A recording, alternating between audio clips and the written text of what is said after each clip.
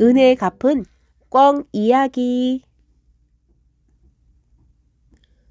옛날 강원도 영동에 젊은이 한 명이 살고 있었다. 장대한 기골에다 담대한 성품을 지닌 그는 활쏘기를 좋아해 틈만 나면 활을 메고 산으로 들러 나가 활쏘기를 연습했다고 한다. 그리하여 마침내 그는 활솜씨만큼은 세상 누구에게도 지지 않을 만큼 빼어난 실력을 자랑하게 되었다. 그래서 어느 날 그는 사내 대장부 마땅히 세상에 나가 큰 일을 해서 그 이름을 후세에 전할 것이다. 녹록하게 이런 시골에서 썩는다는 것은 내 그릇에 맞지 않는 일이다. 활은 이 정도 솜씨면 다른 누구한테도 견주어 떨어지지 않으니 한양으로 가서 좀 더 실력을 쌓아 남과 겨루어 보고 말타기도 배워야만 하겠다. 라는 생각을 품고 집을 나섰다. 활을 메고 며칠을 걸어 젊은이는 원주 가까이 산세가 준엄하고 경치가 아름다운 적악산 어귀에 이르렀다. 며칠을 쉬지 않고 걸어 피곤한 다리도 풀고 경치도 구경할 겸 높은 언덕에 앉아 주위를 내려다보고 사방을 살피고 있는데 젊은이의 귀에 갑자기 어디서인지 꿩의 비명소리가 들려왔다.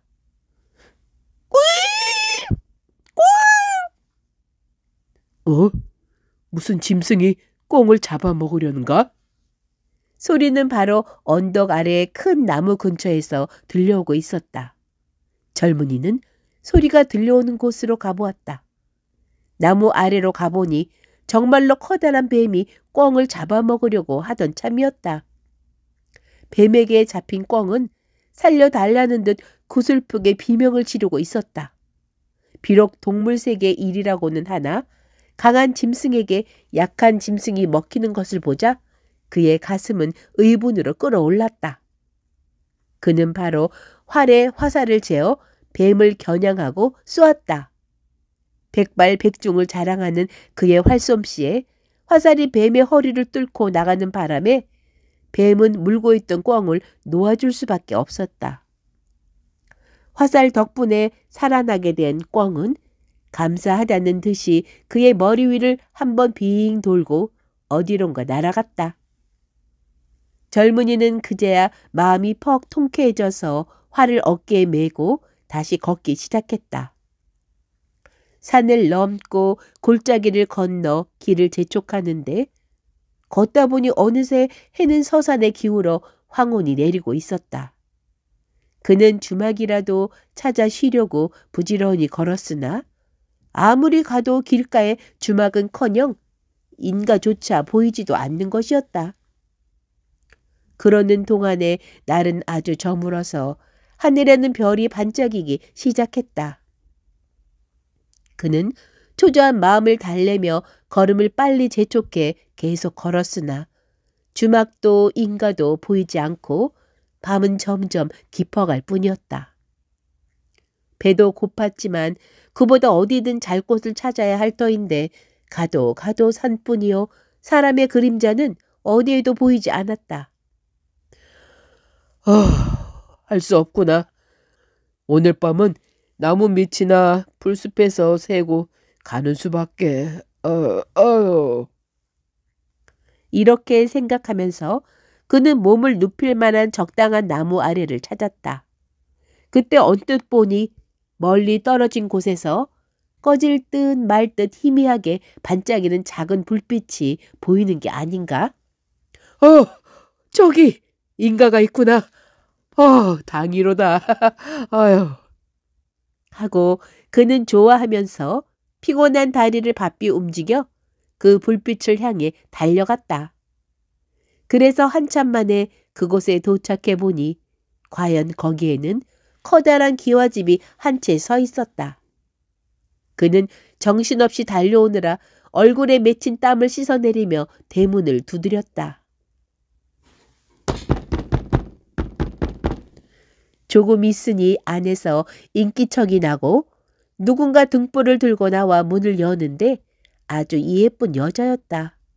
젊은이는 길 가는 소녀올시다. 깊은 산중에서 날이 저물고 주먹은 없어. 실내를 무릅쓰고 댁에서 하룻밤 신사를 질까 하오만 하고 쉬어가기를 청했다. 그러자 여인은 한마디 거절의 말도 없이 선뜻 그를 안으로 인도하는 것이었다. 집에는 여인 외에는 아무도 없는 모양으로 집안은 퍽쓸쓸하고 조용한 데다 음산한 바람마저 일어 어딘지 모르게 이상한 구석이 있었다. 그러나 이왕 쉬어가기로 하고 집으로 들어온 것이니만큼 도로 나갈 수도 없는 일인지라 젊은이는 하룻밤 자고 가리라 마음을 다져먹고 주인 여자가 인도하는 대로 방으로 들어가 행장을 풀었다. 잠시 후 주인 여자가 밥상을 차려다 그의 앞에 놓고 나갔다. 아무것도 먹지 못해 배가 몹시 고팠으므로 젊은이가 수저를 들어 음식을 먹는데 맛이 이상하고 비위에 맞지 않는 것을 억지로 두어 숟갈 들다가 상을 물렸다. 그리고는 그는 피곤해서 그 자리에 쓰러져 그만 깊은 잠에 들고 말았다. 얼마의 시간이 지났는지 가슴이 몹시 답답하고 무언가 몸을 올가매는 괴로운 느낌에 젊은이는 눈을 뜨게 됐다. 그랬더니 참으로 끔찍한 일이 자신에게 일어나고 있는 걸 알게 되었다. 커다란 뱀 한 마리가 젊은이의 몸을 칭칭 감은 채 대가리를 들어 금방이라도 집어삼킬 듯 혀를 날름거리고 있었다. 그는 아이고 소리를 지르며 놀라 일어나려고 했으나 몸을 꼼짝할 수가 없었다.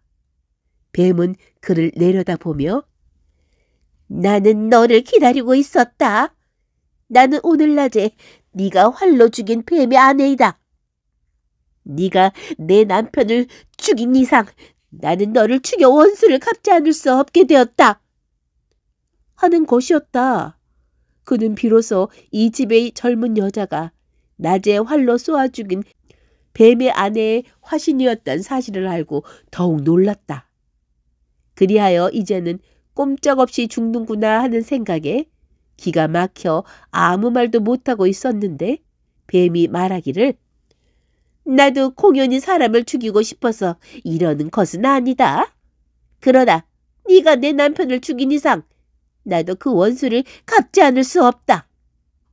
그러나 남편이 아직 죽었는지 살았는지 알 수 없다.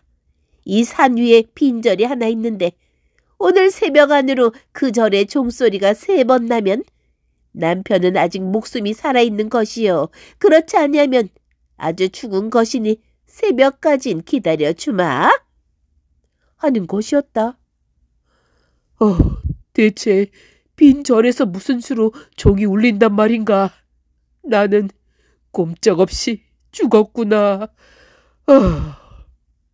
하고 젊은이는 낙담한 채 새벽이 오기를 기다렸다. 그렇게 시간은 자꾸 흘러 3경이 지나고 4경이 지났다. 그러나 종소리는 들려오지 않았다. 아주 절망적인 심정이 되었으면서도 젊은이는 혹시나 종소리가 들려오지 않을까 일말의 기대를 품고 새벽이 되기를 기다렸다. 자꾸 시간은 흘러 새벽이 가까워졌다. 그러나 아무리 기다려도 종소리는커녕 작은 소리조차도 들려오지 않았다. 왜냐하면 빈 절에서의 종소리라는 것은 그 자체가 어리석은 기대일 수밖에 없었으니까. 자, 죽일 테면 어서 죽여라. 도대체 종소리라는 게 들려올 리가 없지 않느냐. 젊은이는 기다리다 못해 자포자기하는 심정이 되어 이렇게 소리쳤다. 그러나 뱀은 이 약속은 약속이니 새벽이 되기까지 기다려줄 것이다. 나도 그 종소리가 났으면 하고 기다리는 것이다. 종소리가 나면 남편은 살아있는 것일 테니 하며 말하는 것이었다. 어차피 죽을 거 얼른 죽여달라는데도 그게 그리도 어렵단 말인가? 이렇게 탄식하고 있던 바로 그 순간에 돌연 땡 하는 소리가 그의 귀에 들려왔다. 그러나 그는 자기 귀를 의심했다. 너무 간절히 종소리를 기다려 오히려 환청이 들리는 게 아닌가 싶었던 거였다. 그러나 그 종소리는 뱀의 귀에도 들리는 모양으로 종소리다! 하며 뱀도 기뻐하는 것이었다. 이어 또 한 번 땡 하는 소리가 들려오자 뱀은 두 번이 났다. 종소리가 한 번만 더 나면 그만두겠다. 하고 말했다. 그리고 한참 후 마지막 종소리가 아주 가느다랗게 들려왔다. 땡. 3번이다. 3번이다. 이렇게 말하고 뱀은 젊은이를 감았던 몸뚱이를 풀고 이제는 약속대로 너를 놓아주는 것이니 어디로든 가고 싶은 곳으로 가라. 하고 그를 보내주는 것이었다. 젊은이는 꿈인지 생시인지 분간할 수 없는 얼떨떨한 기분이 되어 그 집을 뛰쳐나왔다. 정신없이 달아나다 젊은이가 문득 뒤를 돌아다 보니 여인의 기와집은 간 곳이 없고 풀과 나무만이 무성하게 자라있을 뿐이었다. 참으로 이상한 일도 다 있도다. 휴. 하며 그는 산으로 걸음을 옮겼다. 간밤의 일이 하도 믿기지 않아 젊은이는 빈절을 찾으려고 산속을 이리저리 돌아다녔다. 한참을 헤매던 그는 과연 깊은 산속에서 빈절 하나를 발견할 수 있었는데 안으로 들어가 보니 절은 텅텅 비어있고 여기저기 먼지만 가득 쌓여 있었다. 이렇게 빈 곳인데 어떻게 종소리가 났을까 궁금해 종류로 가보았더니 종 밑에는 꿩이 한 마리 피를 흘린 채 죽어 있는 것이 아닌가? 그가 죽은 꿩을 살펴보니 머리가 깨지고 주둥이가 부서져 있었다. 그제야 그는 어제 낮의 일을 생각하고 이 종을 친 것이 자기가 구해준 꿩이었다는 사실을 알게 되었다. 꿩은 자기를 살려준 은혜를 갚기 위해 종을 쳐주고 죽어간 것이었다. 그는 꿩의 시체를 묻고 고마움의 눈물을 흘리지 않을 수 없었다. 참으로 고맙도다. 네가 아니면 나는 꼼짝없이 죽었을 것이다. 그는 꿩 앞에서 한참 동안 슬픔을 슬퍼하다가 땅을 파고 꿩을 묻어주었다. 그리고는 한양으로 가려던 생각을 고쳐먹고 그 절을 고치고 새로 지은 후 스님이 되어 절과 꿩의 넋을 지키기로 했다.